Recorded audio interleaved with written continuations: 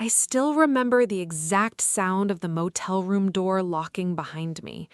That cheap metal click echoed through my chest harder than any scream ever could. Outside, rain slammed against the neon sign of the Sunset Pines Motel, somewhere off Interstate 40 in Oklahoma. Inside, I stood barefoot on stained carpet, holding my purse, my phone, and a marriage that had just died under 30 seconds. You need to calm down, Savannah. That's what my husband Ethan said before he walked out.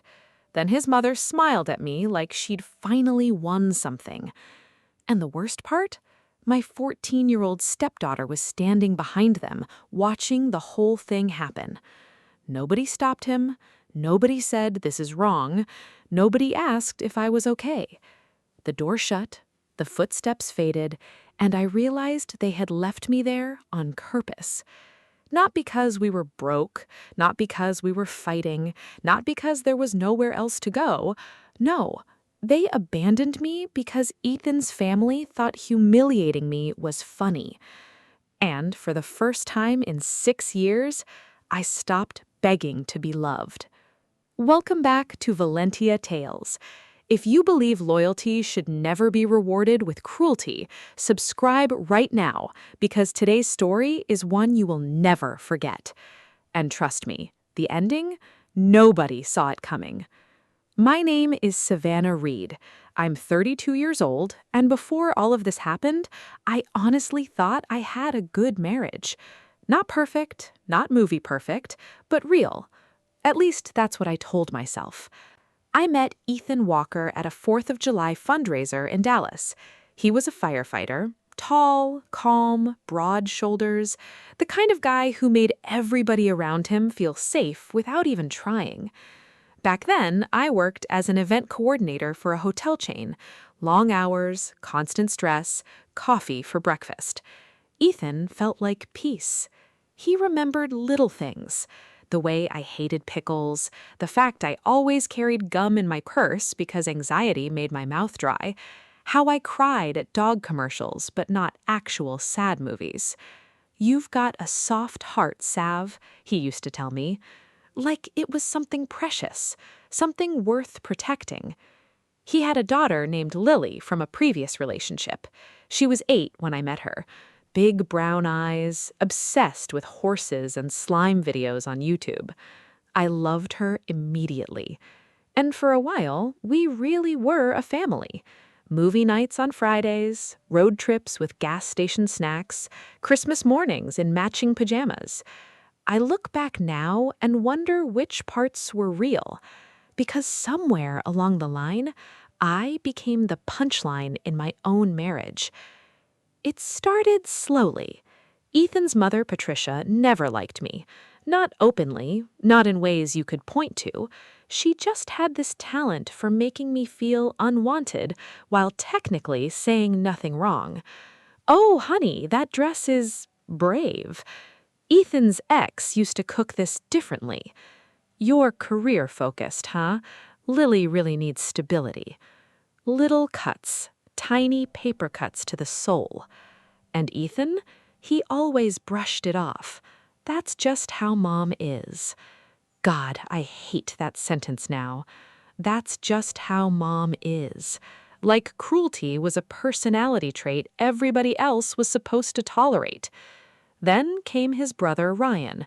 Ryan was divorced twice, permanently unemployed, and somehow always had opinions about everybody else's relationship. He called me Princess Savannah because I liked things organized, mocked my job, mocked my clothes, mocked the way I talked. And every single time I got upset, Ethan would sigh like I was exhausting him. "You're too sensitive." That sentence became the soundtrack of my marriage. Too sensitive, too emotional, too dramatic. Funny how women are always too much the moment they stop accepting disrespect quietly. The motel incident happened during a family trip to Oklahoma for Patricia's birthday. 5 adults, 1 teenager, 2 cars. It was supposed to be a bonding weekend. That should have been my first red flag right there. Nobody says bonding weekend unless emotional damage is about to occur. The drive started bad. Ryan kept making jokes about my job. Savannah plans hotel events all day but burns grilled cheese at home. Patricia laughed so hard iced tea almost came out of her nose. Ethan smirked. Smirked. That hurt more than anything Ryan said. Lily sat in the back seat wearing headphones, pretending not to hear any of it. I kept telling myself to survive the weekend. Smile, stay calm, don't react. Women in bad relationships become emotional hostage negotiators without realizing it. By the second night, I was exhausted. We stopped at this old roadside motel because Patricia didn't want to drive through the storm. The place looked like a crime documentary waiting to happen. Flickering sign, broken vending machine, carpet that smelled like cigarettes and bad decisions. We checked into 2 rooms, Patricia and Lily in one, me, Ethan, and Ryan in the other because apparently nobody planned properly. I already felt trapped. Then dinner happened. We ordered greasy burgers from the diner next door and sat around this tiny motel table while rain hammered the windows. Ryan started drinking. That's when everything went downhill. "You know what Ethan needs?" Ryan slurred. "A wife who doesn't act like HR all the time." Patricia laughed. Ethan laughed too. I forced a smile. Then Ryan looked directly at me and said, "Honestly, Ethan got soft after marrying you." Something inside me cracked. Not loudly, not dramatically, just quietly, like ice finally giving way under too much pressure. I looked at Ethan, waiting, still hoping, still stupid enough to think my husband would choose me. Instead, he sighed and rubbed his forehead. "Savannah, just stop." That was it.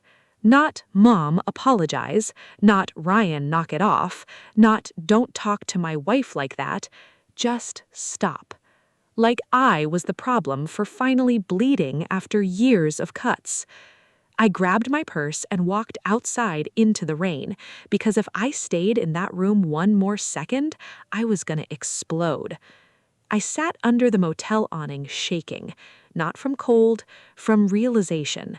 Sometimes your body understands the truth before your mind does. Instead, he tossed my suitcase beside me.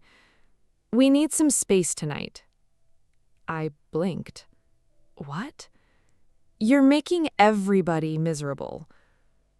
Everybody. Not me. Everybody else. Then he handed me a motel key. Room 12. A separate room. Like I was some unstable stranger they needed distance from. I stared at him in disbelief. "You're serious? You need to calm down." And then he walked away. I wish I could explain what heartbreak feels like in real time. It's not dramatic music and cinematic tears. It's numbness. It's standing in rainwater holding a motel key while the man you built your life around chooses everybody except you. I went into room 12 alone. The mattress sagged in the middle. The bathroom light buzzed constantly. The air conditioner sounded like it was dying. And around 2 a.m., I heard them laughing in the other room. Laughing, while I cried myself sick into a motel pillow that smelled like bleach. That was the moment my marriage ended. Not legally, not officially, spiritually, emotionally, completely. The next morning changed my life forever. I woke up to silence. No texts, no calls, just gray sunlight leaking through stained curtains. I walked outside expecting awkwardness. Instead, their car was gone. At first, I thought they went for breakfast. Then I noticed my suitcase sitting beside the ice machine. Every single one of my things had been removed from their room. My stomach dropped. I called Ethan. Straight to voicemail. Again. Voicemail. Then a text finally came through. "You need time to cool off. We headed back to Dallas. Figure things out and call me when you're ready to apologize." Apologize. I read that message 5 times standing in a motel parking lot while thunder rolled overhead.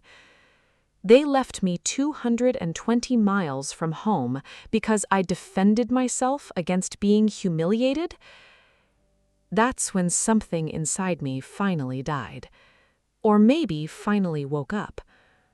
I went back into room 12, sat on the edge of the bed, and laughed.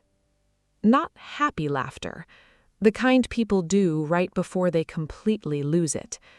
Because suddenly, every memory looked different. Every joke, every dismissal, every time Ethan chose comfort over loyalty. I saw it all clearly now. I wasn't a wife. I was a mascot. Someone convenient to blame, easy to mock, expected to absorb damage quietly so everybody else could stay comfortable. And I was done. Completely done. I called the only person I trusted, my older cousin Naomi in Austin. She answered immediately. 1 hour later, she was driving to get me. When she arrived and saw my face, she didn't ask stupid questions like, "What did you do?" She hugged me and said, "Baby, what happened?" And I broke. The whole drive back to Austin, I told her everything. The jokes, the manipulation, the motel, the abandonment. Naomi gripped the steering wheel tighter with every mile. "That man doesn't love you," she finally said quietly. I stared out the window. I know. And weirdly, that realization hurt less than pretending he did. Naomi let me stay in her guest room. For 3 straight days, Ethan didn't call. Not once. Then, suddenly, the messages started flooding in. "Are you done being dramatic? You embarrassed me in front of my family. Lily's upset. You owe my mom an apology." Not a single message asking if I was safe. Not one. That told me everything. By day 4, something changed inside me. I stopped crying and started planning. See, Ethan made one massive mistake. He thought I needed him more than he needed me. But Ethan forgot something. The house was in my name, too. The savings account, mostly funded by me. And the event company I helped build connections for over 6 years, those clients trusted me, not him. I contacted a lawyer named Denise Harper. Sharp woman, no nonsense, the kind of attorney who probably eats manipulative men for breakfast. After hearing my story, she leaned back in her chair and said, "Savannah, your husband emotionally abandoned you and intentionally stranded you out of state. Judges do not like that." That sentence healed something in me, because somebody finally called it what it was: abuse. Not joking, not teasing, not family drama. Abuse. Over the next month, my entire life transformed quietly behind the scenes. I opened my own bank account, transferred my legal share of our savings, changed passwords, moved important documents into storage. And then I found the group chat. God, the group chat. Ethan accidentally left his iPad synced to our shared cloud account. I wish I never opened it, but I did. The chat was called The Real Family. Not kidding. I scrolled for 2 straight hours feeling physically sick. Ryan calling me princess, Patricia mocking my cooking, memes about me being emotional, and Ethan participating, laughing, encouraging it. One message from Patricia said, "She'll never leave. Women like her are terrified of being alone." Ethan replied with a laughing emoji. That message changed me forever. Because Patricia was wrong. I wasn't afraid of being alone. I was afraid of starting over. Big difference. And once I realized starting over was less painful than staying disrespected, I became unstoppable. 2 months later, Ethan came home from work to an empty house. No furniture, no pictures, no wife. Just divorce papers sitting on the kitchen counter. And one handwritten note. You finally got your space. That's it. No screaming, no revenge speech, just silence. The kind that forces people to sit alone with what they destroyed. He called 31 times that night. I blocked every number. Then came the manipulation campaign. Suddenly, Ethan was devastated. Suddenly, Patricia wanted to talk. Suddenly, Ryan claimed it was just jokes. Funny how accountability always ruins everybody's sense of humor. They started telling mutual friends I was unstable, said I had a breakdown, said I abandoned Lily. That part hurt, because Lily, God, I loved that little girl. But then something unexpected happened. 3 weeks after filing for divorce, I got a message from an unknown Instagram account. It was Lily. Ethan cries a lot now. I stared at the screen, shaking. Another message came through. Grandma says you ruined everything, but I heard what they said to you at the motel. It was mean. Tears hit my phone screen instantly. Then came the message that shattered me completely. I miss when you used to braid my hair. I cried for an hour straight. Because kids know. They always know. Even when adults think they're hiding things. I responded carefully. I love you very much. None of this is your fault. She hearted the message, then wrote, Dad should have protected you. Out of the mouths of children. The divorce dragged on almost a year. Ethan fought everything. Money, property, reputation. But Denise destroyed him in court, especially after presenting screenshots from the family group chat and proof they abandoned me intentionally. The judge actually looked over his glasses and said, Marriage is not a license for emotional cruelty, Mr. Walker. I will never forget Ethan's face, because for the first time in his life, someone held him accountable. After the divorce, I moved to Charleston, South Carolina. Fresh start, fresh air, fresh version of me. I started my own luxury event company from scratch, and y'all, it exploded. Turns out years of being underestimated builds one hell of a work ethic. Corporate events, beach weddings, charity galas. Within 2 years, I had 7 employees and clients flying me across the country.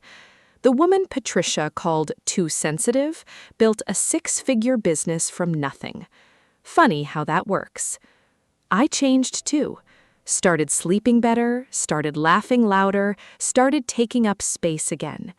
I cut my hair short, started wearing red lipstick, learned how to enjoy my own company.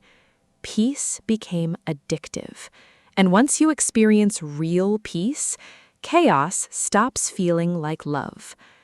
Then, one afternoon, almost 3 years after the motel incident, I saw Ethan again, completely by accident. I was at a coffee shop downtown Charleston reviewing contracts when I heard somebody say my name softly. Savannah?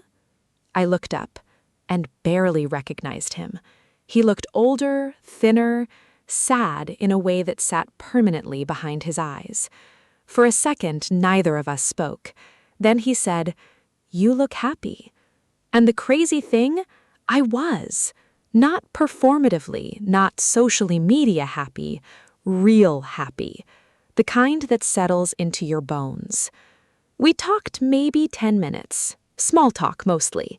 He told me Patricia moved to Florida, Ryan got arrested for DUI, Lily was applying to colleges. Then he looked at me and whispered, I was horrible to you. No excuses, no blaming, no manipulation. Just truth. I nodded slowly. Yeah, you were. He looked down. I loved you, I just cared more about keeping my family comfortable than protecting my wife. That sentence hit hard, because it was finally honest. Too late, but honest. Then he asked quietly, "Did you ever hate me?" I thought about it seriously, and surprised myself with the answer. "No," I said. "I hated who I became trying to earn your love." His eyes filled instantly. Mine didn't, because I'd already mourned him years ago in that motel room. We stood there awkwardly for another moment before he smiled sadly. "You know, leaving you there was the worst mistake of my life." I picked up my coffee. "No," I said gently, "staying would have been mine." And then I walked away. Not angry, not bitter, free. Completely free. That's the thing nobody tells you about healing. It's not becoming emotionless. It's becoming untouchable by the things that once destroyed you. That motel room used to feel like the worst night of my life. Now, it feels like the night my real life finally began. Because sometimes the people who break your heart also break the cage you didn't realize you were living in. And honestly, that's the kind of freedom worth everything. If this story hit you hard, comment below, what would you have done after the motel incident? And don't forget to subscribe for more emotional, real-life inspired stories that stay with you long after they end. Because around here, we don't just tell stories, we survive them.